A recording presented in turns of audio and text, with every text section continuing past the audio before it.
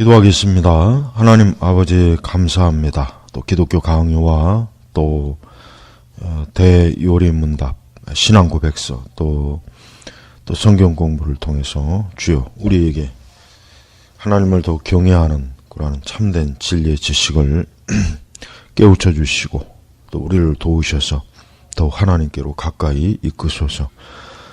감사하며 예수님의 이름으로 기도 올렸습니다. 아멘. 자, 기독교 강요 4장 스콜라 개변가들의 회개에 관한 논의들. 오늘 14번째 열쇠의 권능의 본질과 가치, 이제 14번째 챕터입니다. 자, 열쇠의 권능은 다음 세 종류의 고백에 자리 잡고 있다. 즉, 전체 교회가 그 허물에 대해 엄숙히 인정함으로써 용서를 간구하거나 혹은 어떤 개인이 두드러진 범죄를 저지름으로써 공적인 잘못을 범해 자신의 회개를 선언하거나 고통스러운 양심 때문에 목회자의 도움을 필요로 한 자가 자신의 약점을 그에게 드러내는 경우다. 그러나 손해를 끼친 것이 제거되어야 할 경우는 방법이 다르다. 이런 경우에 마음의 평안이 마련되기는 하지만 주요한 목적은 미워하는 마음을 제거하고 사람들의 마음을 평안의 줄로 서로 묶어주는 것이다. 그러나 우리가 보다 더 기꺼이 우리의 죄를 고백하기 위해서는 내가 이미 말했던 유익이 결코 무시되어서는 안 된다. 모든 교회가 말하자면 하나님의 심판대 앞에 서서 그 죄를 고백하며 하나님의 자비하심에서 유일한 피난처를 구할 때 화목에 대한 지상 명령으로 무장된 그리스도의 정권 대사가 거기에 함께 참석한다는 것은 결코 평범하고 가벼운 일은 아니다. 그 사람을 통해 제사함을 선언받기 때문이다.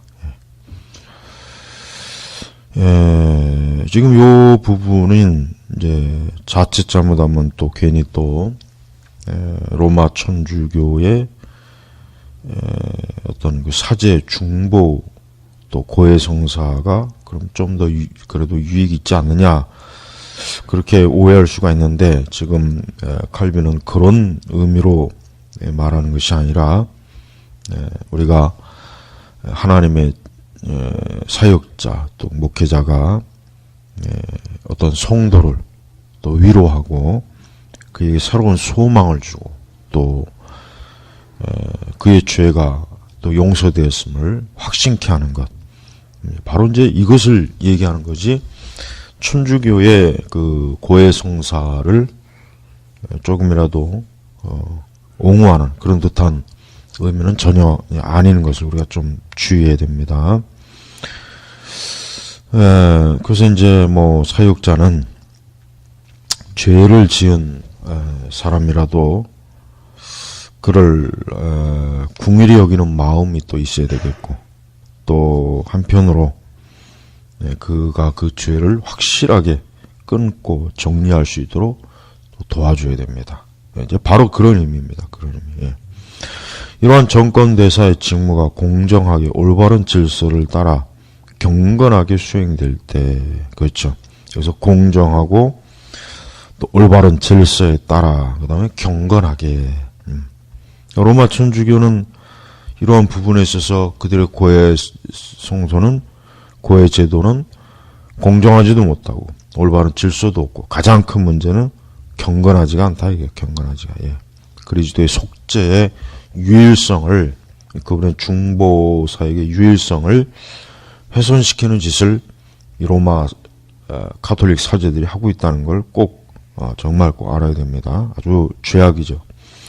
마찬가지로 교회에서 약간 멀리 떨어졌던 사람이 용서를 받고 형제와의 연합이 회복될 때 그리스도께서 너희가 너희 죄든지 땅에서 사하면 하늘에서도 사해질 것이요 라고 말씀하신 그 사람들에 의해 자신이 용서받았다는 것을 스스로 깨닫게 된다면 그것은 얼마나 큰 유익이 되겠는가.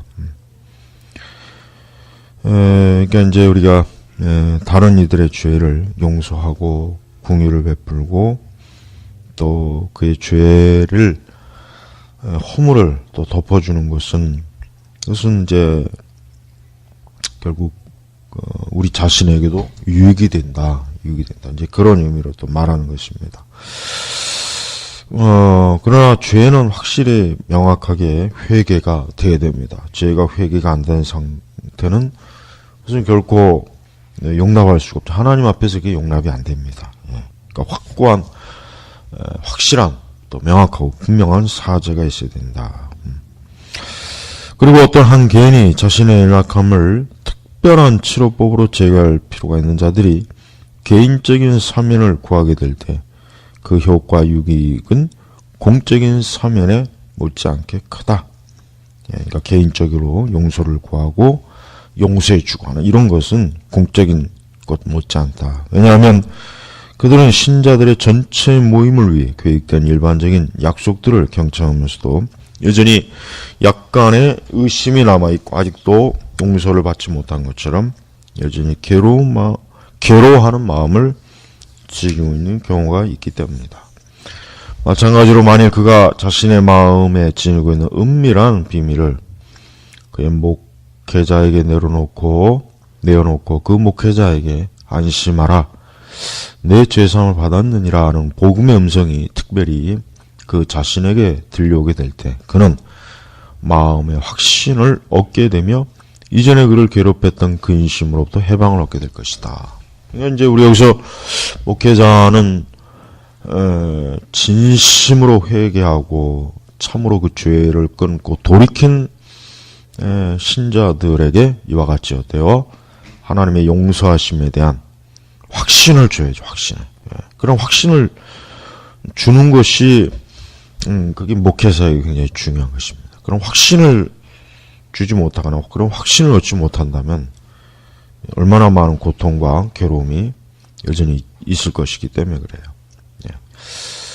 그래서 우리는 비록 우리가 목회자가 죄를 사해 주는 건 아니에요. 목회자가 뭐 죄를 사해 주거나 사해 줄 수 있는 자격이나 능력이 있다는 게 아니라 결국 하나님께서 어떠한 죄를 회개했을 때, 그러니까 하나님 앞에 어떠한 사람이 그 자기 죄를 진심으로 하나님 앞에 회개했을 때, 돌이켰을 때 그에게 하나님의 용서하심에 대한 그 확신을 불어넣어 준 건 그건 당연한 거예요. 그건 귀한 일입니다. 그렇게 해야 됩니다. 그래야 그가 그 영혼이 실족하지 않고 계속해서 하나님을 따르니까. 그러나 열쇠에 대한 문제가 다뤄지게 될 때는 우리는 복음을 선포하는 일과는 연관이 없는 그 어떤 권세도 꿈꾸게 되지 않도록 언제나 유의해야만 한다. 그러니까 우리가 이제 사죄, 회개, 용서 이거는 다 이 복음에 의한 거지. 복음이 없는 상태에서 그리스도의 속죄와 십자가의 구속이 없는 상태에서 사죄나 용서나 회개 이건 확신 이런 건 아예 근거가 없는 거예요. 전혀 근거가 없는 거죠. 우리는 항상 복음이 우리 신앙의 어떤 가장 기본이다 이렇게 해야 돼요. 나는 이 문제에 대해서는 교회 치리에 대해 논할 때 또다시 자세히 설명하려고 한다. 교회 치리. 거기에서 우리는 그리스도께서 그의 교회에 부여하신 매우 푸는 어떤 권리가 말씀과 결합되어 있다는 사실을 알게 될 것이다. 이것은 특별히 열쇠를 사용하는 것에서 잘 나타나고 있는데 열쇠의 모든 권한은 주님께서 임명하신 사람들을 통해 복음의 은혜가 공적으로나 사적으로 신자들의 마음속에 인쳐진다는 사실에 근거하고 있다.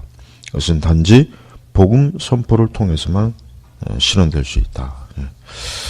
우리가 이제 14장에서 핵심적인 내용은 이제 어떤 한 사람의 죄인이 죄를 회개하고 용서를 구하고 또 사죄 또 그 다음에 그 죄에 대한 하나님의 궁휼하심, 용서, 자비 그 다음에 또 목회자가 그러한 사람들에게 목회적으로 그 죄가 용서되었음을 확신해 주는 것.